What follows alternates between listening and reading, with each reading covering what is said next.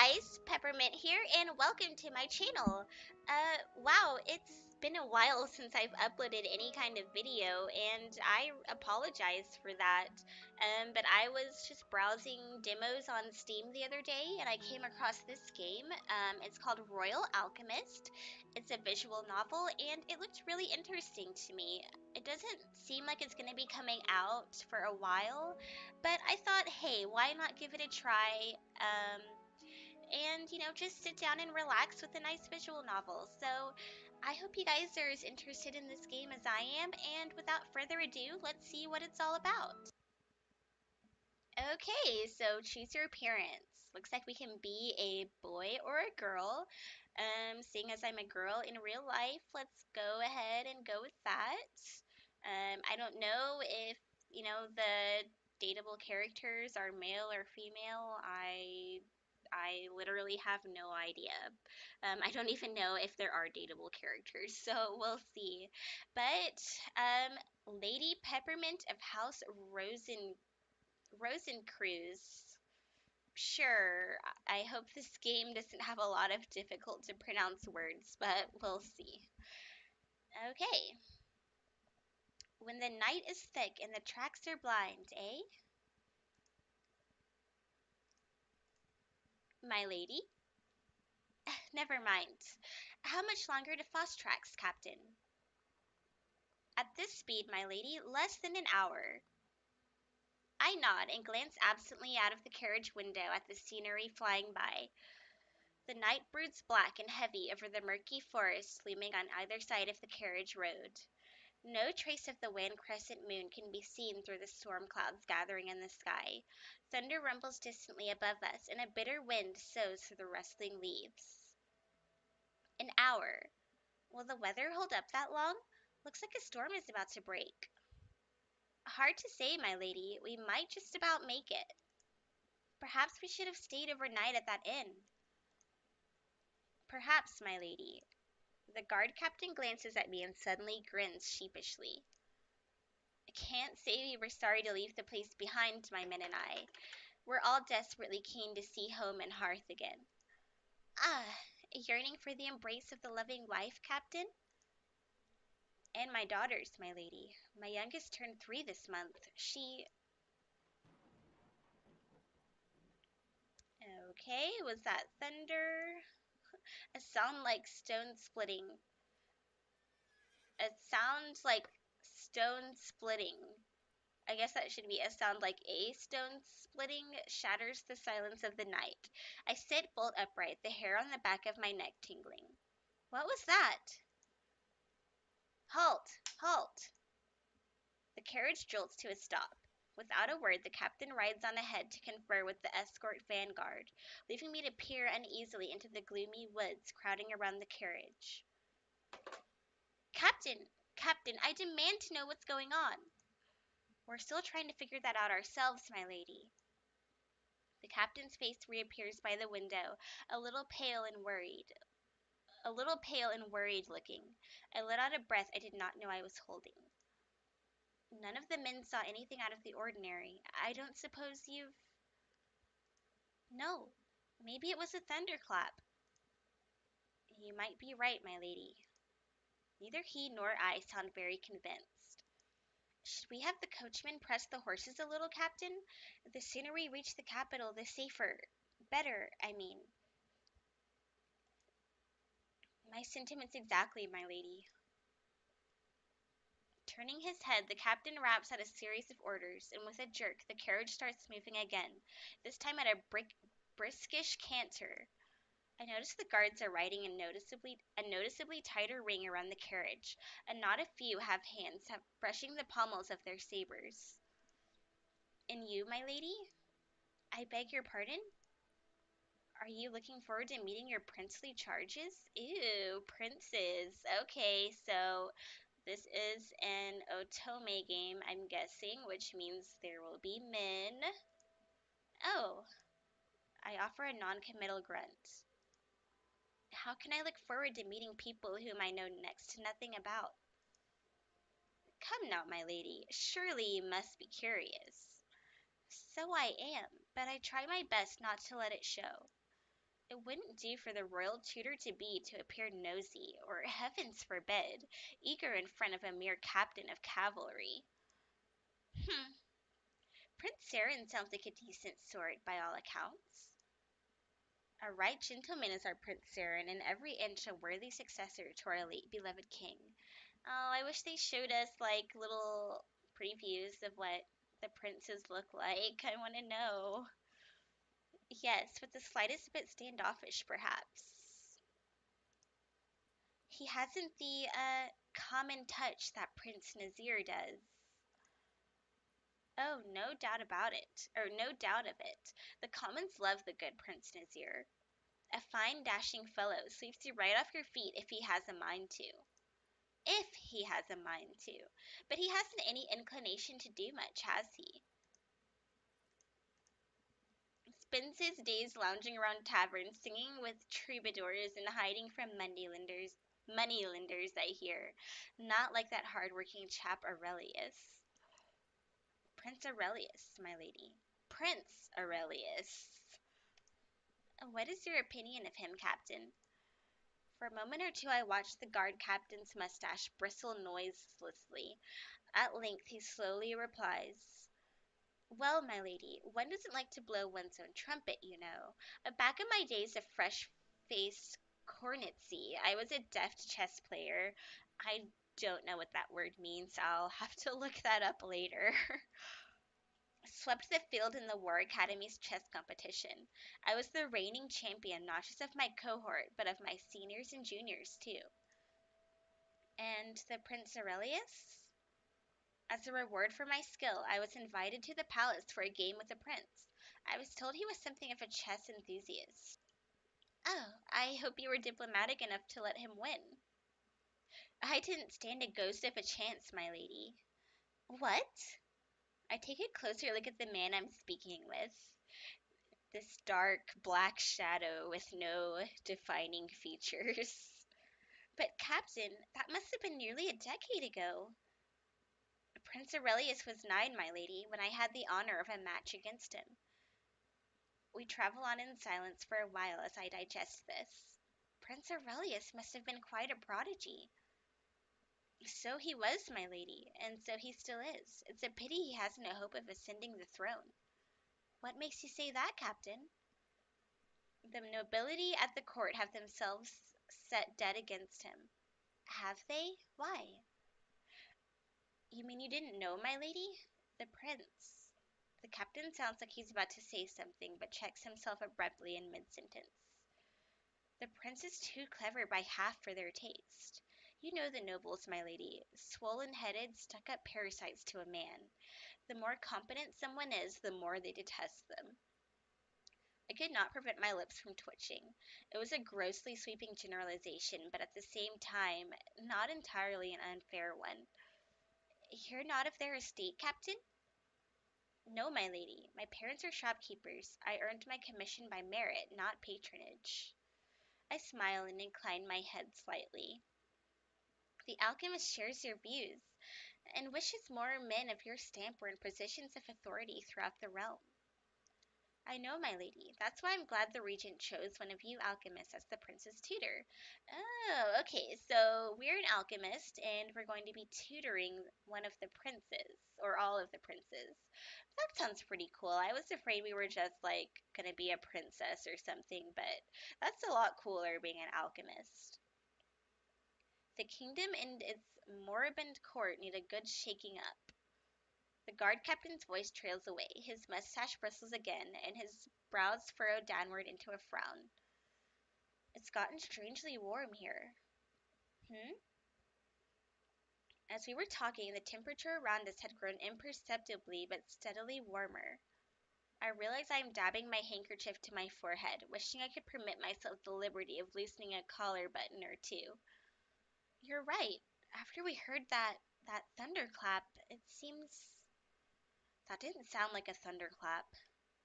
The guard captain's eyes widen. It's a trap. My lady, get out of the carriage! Now! He lunges forward and wrenches the door open.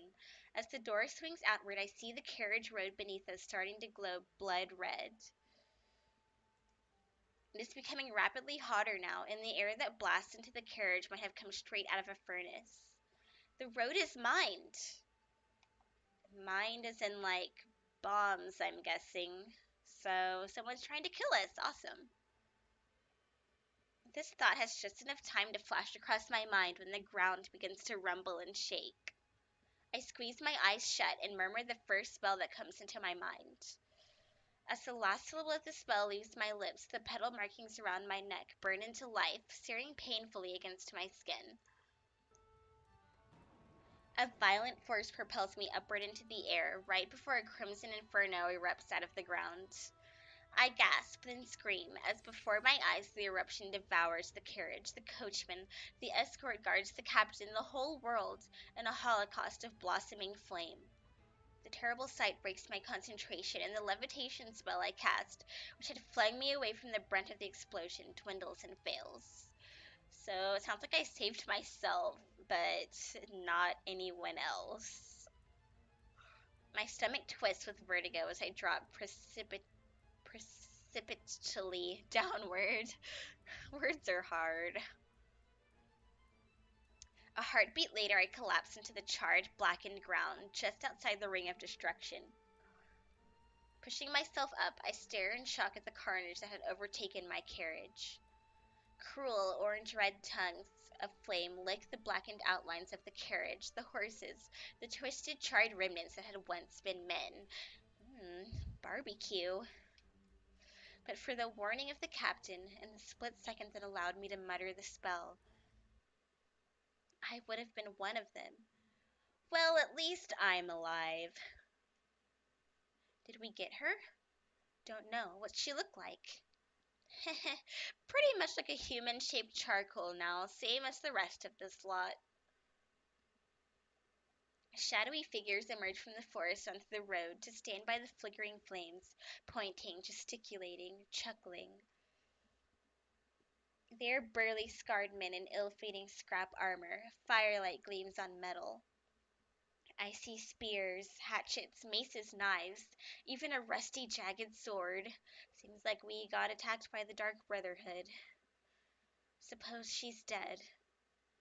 Suppose we tell Boss she's dead and it turns out she's only wounded and needed finishing off. Gar? Gar! Okay. She won't need finishing off, not in this mess. Either the fire gets her or the smoke does. Someone pokes a corpse with the tip of his pike and turns it over. It was once the guard captain. Rip. Rip, my friend. This her? She's dolled up in a fancy dress. Might be. A bit old looking though, ain't she? Let's see you look fresh and virginal after getting exploded by 5 crates of phlogiston. That's a new word as well. I need to be like writing these words down and looking them up in the dictionary. The mercenaries break into raucous laughter. Quietly I rise to my feet, not daring to breathe. At the moment the mercenaries are distracted, and it seems they hadn't seen me levitate away from the explosion. I can take advantage of their distraction and attack them. Oh my god, no. After all, they are merely hired goons, not master swordsmen or adept mages, and now I will have the advantage of surprise on my side. I should be able to take down 2 or 3 in the initial assault, and that ought to be enough to scare off the rest of them. Okay, that sounds like a terrible idea. It's just one of me, and like, who knows how many of them. They have weapons. Sure, I have magic, but I doubt I'm like OP and can take down all of them, so on the other hand, I can take advantage of their distraction and run away. Yes, yes, that is the right choice. That may not be the most glamorous thing to do, but there is no reason for me to take unnecessary risks here. As the saying goes, the better part of valor is cowardice, discretion. The better part of valor is discretion. What should I do? Oh, God, okay. So I'm sure retreating is the right option here, but let's go with attack them and see what happens. Because if this is like your typical Otome game, I'm either going to die or I'm going to be rescued by someone. So let's just see. I want to see what kind of character I am. I want to see if I'm like hardcore, if I'm a damsel in distress. Let's see what happens. Let's attack. Okay, combat. My combat stat went up. I think of the guard captain and his wife and his shopkeeper parents and his 3-year-old daughter who will never see her father again. I whisper an incantation into the night and the night responds. I'm so glad they don't like make you read out the spell names. Like it just says it's an incantation. We don't need some fancy words or anything like that. That makes me happy. There's a soft tinkling sound as water vapor in the air gathers around my hand, crystallizing into a saber of ice. Despite myself, a small cry escapes my lips as the petal markings around my neck prick and sting. You hear that? Hear what? Now. Dunno, sounded like. Before the ruffian can finish the sentence, the tip of my saber is jutting in front of him, out from the space between his ribs. Okay, so I'm pretty hardcore. I wrench the blade out of the dying man and swing it hard on his companion's face. He does not manage to dodge in time, and my saber cracks through his armor. He falls without a sound. I glimpse a blur of motion and pirouette a single hair's breadth away from the thrust of a pike. Before I can strike back at my assailant, the shining crescent of an axe blade is chopping towards me, and I barely manage to parry the blow. This is bad. I had expected the mercenaries to flee from the shock of my attack, but they're showing no sign of panic. Well, of course not. There's like more of them than there are of me. They can probably easily take me down. So, probably not the best plan of action here. In fact, far from panicking, they seem unnaturally eager to see their dark business through to its ghastly end. The mercenaries surround me in an ever-tightening semicircle. Steadily, relentlessly, I am forced back towards the forest. Blow after blow rains down, inexorable and merciless. I can feel myself weakening under their constant pressure. Metal flashes towards me. I try to twist away, but gasp in pain when something burningly cold slices into my shoulder. Okay, I hope this game doesn't have like game overs, because I feel like we're about to die. Icy numbness spreads across my hand, and my saber falls from my nerveless fingers. Bad, bad, bad. I hold up my hands and murmur a spell. Shadows descend from the forest to enshroud me in a cloak of darkness. Exclamations and oaths burst out from the mercenaries' lips when I sink into the night itself, right before their very eyes. Where'd she go? She was right over there just a moment before. Right over here. You think I didn't see that? Where the blazes is she now is what I want to know. Meanwhile, I'm scurrying deeper into the forest, careful not to make any noise. Look here. What? Blood. Ah, blood. So we stuck her one, eh? Not properly, but it's her blood, ain't it? Gar. I'm gonna add that word to my vocabulary. Instead of saying yes, I'm just gonna say gar. We follow her blood and it leads us to her, see? Rocket science. When we find her, then we stick her one, and this time properly. I curse under my breath and press my hand harder against my shoulder, but it's no use. I simply haven't the time or the means to staunch the bleeding. Behind me I hear the stamping of their boots, growing louder with each step. They're trained and hardened fighters, well used to physical exertion, whereas I am an alchemist, more accustomed to poring over manuscripts and casting spells than running. Or sword fighting, for that matter. Unless a miracle happens and soon, this is going to be one unequal and very short hunt. Ugh! I grunt as my knee bumps into the protruding edge of a crate, and I stumble, nearly fall. Wait, a crate? You hear that? She definitely went this way. I walk over to the crate and pry the lid open gingerly. Even in the darkness, I could make out the smooth, dark red stones piled within. Phlogiston. Fire, phlogiston. Understanding dawns, and at that moment, so does a plan. Now, how do we go about this? Pretend to be hurt or threaten them. Okay, so I say we pretend to be hurt. That'll get them to let their guard down as opposed to threatening them and just upsetting them, making them come after us. So, pretend to be hurt. Charisma. I let out another cry at the top of my voice as loudly as I can. Please, don't hurt me. I'll do anything you want. Anything. As I expected, the mercenaries waste no time swooping towards the sound of my voice.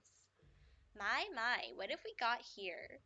A little girl lost and alone in the woods. What happened to your leg, little girl? Please, I tripped and fractured my ankle. Gar, have you now, you poor thing? An eye patch wearing ruffian takes a step towards me and licks the edge of his hatchet like a freak of nature. One more step, you cretin. A little closer. No, a little more. Indeed and truly, you've chosen a bad place to get lost, friend. Oh, sorry, this isn't Skyrim. Now! I raise my hands and cry out the words of command. Once again I gasp as the familiar pain of the glowing petal marking sears my neck. Sparks of fire spray from my palms into the crate behind the mercenaries. Oi! She's... The fire phlogiston in the crate shines a bright scarlet. The mercenaries spin around. Eyepatch points in alarm to the shaken crate and opens his mouth. And he's exploded. Another thunderclap shakes the forest. The mercenaries standing closest to the crate are blown apart, reduced to nothing but smoke and ashes. Those further away leave behind remains that are, in fact, almost identical to the human-shaped charcoal they had mocked not 10 minutes before. And that's called karma. Eyepatch, who was standing nearest to me, which is to say furthest away from the phlogiston, is rolling about the grass in agony. I glance at the lower half of his body and immediately look away. It is terribly clear he will never walk again. Whether he's going to survive, however. Do you want to live? Eyepatch looks up at me, unspeaking. His one good eye is dark and unnervingly blank. I can cast a healing spell to mend your wounds, but only if you tell me who ordered you and your gang to kill me. Eyepatch does not reply. He does not give any indication of having heard my voice. He's not even rolling about the grass now. Don't you understand? Unless you tell me the truth, you'll... Before I have the chance to complete my sentence, Eyepatch suddenly arches his body and groans. His mouth opens and he sticks his tongue obscenely out. His jaws smash shut. Ah! He bit off his tongue. Ah! I stand up shakingly. The world spins. I fall back down onto the ground, trying to fight the gorge rising inside me. Resting my head on the cool grass, I gaze blindly up at the cold, hard stars. Okay, so that was a pretty exciting prologue, and I'm really glad we didn't die or have to be saved by like a prince or something. As it turns out, we are quite the badass, and that is what I like to see in an Otome game. So I'm pretty impressed by this game so far. That was obviously only the beginning. We haven't gotten to meet any of the main characters or anything, but it's really well written, other than a few typos. And I mean, some of the words I think are unnecessarily big, but it does seem like it's written more like a novel than like the casual style you usually find in visual novels. So I like that. I enjoyed reading that, and I definitely want to play more. So I hope you guys liked this too, and stay tuned for the next episode. And if you haven't subscribed to my channel, please consider doing so and liking this video as well. And I will see you guys next time. Have a great day.